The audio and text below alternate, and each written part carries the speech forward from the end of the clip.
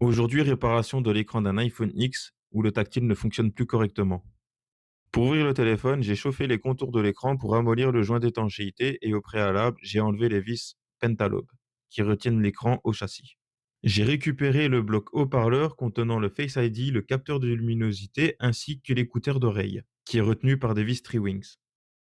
Pour faciliter le démontage, n'hésitez pas à chauffer car la nappe est collée sur le châssis du téléphone. Chauffez vraiment légèrement.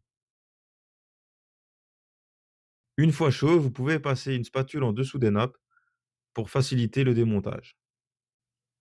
Il faudra aussi décoller le micro ainsi que le haut-parleur d'oreille et le capteur de luminosité qui comprend le Face ID dedans.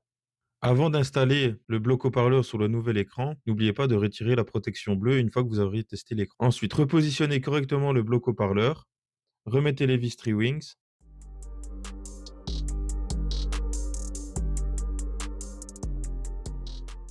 replacez l'écran en reconnectant les nappes de l'écran en premier et ensuite branchez la batterie.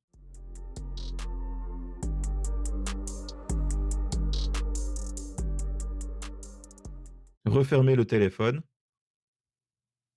allumez et testez l'écran pour voir s'il fonctionne correctement et que le tactile n'a aucun souci. Une fois la vérification terminée, éteignez le téléphone, replacez le joint d'étanchéité en ayant au préalable nettoyé l'ancien.